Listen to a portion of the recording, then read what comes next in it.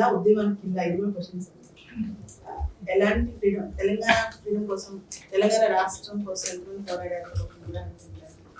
అంటే ఉద్యమాల కిల్లా నల్గొండ జిల్లాకి ఎప్పుడు వచ్చిందంటే సాయుధ పోరాటం. అప్పుడు నిజాం నవాబు వ్యతిరేకంగా చేసిన పోరాటాల్లో నల్గొండ చాలా ముందు దశలో ఉండేది, ముందంజలో ఉండేది. చుట్టూ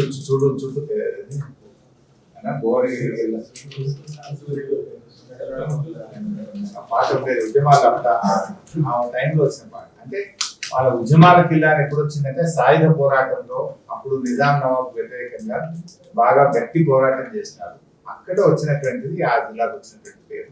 సరే, తదనంతరం తెలంగాణ ఉద్యమంలో కూడా వారు భాగస్వామ్యం బుల్లెట్లతోని ఏదైనా ఒకదాన్ని ఆపగలుగుతాం అంటే నేనైతే పర్సనల్ కొంత మేరకు ఆపగలుగుతామేమో కానీ అది నిర్మూలించాలంటే ఆ ఇష్యూ యొక్క లోతును, ఆ ఇష్యూలో ఉండేటువంటి గ్రావిటీని మనం అర్థం చేసుకోగలిగితే, ఆ ఇష్యూను అడ్రస్ చేయగలిగితే సమస్య పరిష్కారం. ఉదాహరణకి చిన్న ఎగ్జాంపుల్ చెప్తాను. బాల్య వివాహాలు. తెలంగాణ ప్రాంతంలో 18 ఏళ్ల లోపు వయసు ఉన్నటువంటి ఆడపిల్లలకు పెళ్లి జరిగింది.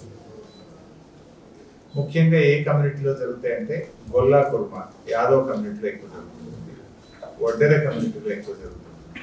ఇట్లా కొన్ని మైనారిటీస్, ముస్లిం మైనారిటీస్లో జరుగుతుంది. కొన్ని పర్టికులర్ కమ్యూనిటీస్లో పాపం వాళ్ళ వృత్తిరీత్యా కావచ్చు, ఆచార రీత్యా కావచ్చు, ఒక సాంప్రదాయంగా గత తరతరాలుగా వస్తున్నటువంటిది కావచ్చు, బాల్య వివాహాలు జరుగుతూ ఉండేవి అక్కడక్కడ, రెస్పెక్టివ్ ఆఫ్ కమ్యూనిటీ. బట్ కొన్ని కమ్యూనిటీస్లో ఎక్కువ, కొన్ని కమ్యూనిటీస్లో తక్కువ.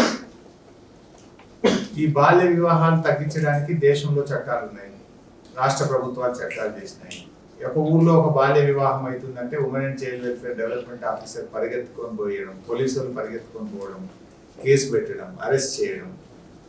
అరెస్ట్ చేస్తే ఏదో ఇంకా పాపం వాళ్ళు మళ్ళీ లీడర్ దగ్గర రావడం, రకరకాలుగా ఉండేది. అయినా బాల్య వివాహాన్ని మనం పూర్తి స్థాయిలో చట్టాలు ఉన్నాయి, కేసులు పెడుతున్నాం, అరెస్ట్ చేస్తున్నాం, కానీ బాల్య వివాహాన్ని పూర్తిగా అరికట్టలేకపోయినాం.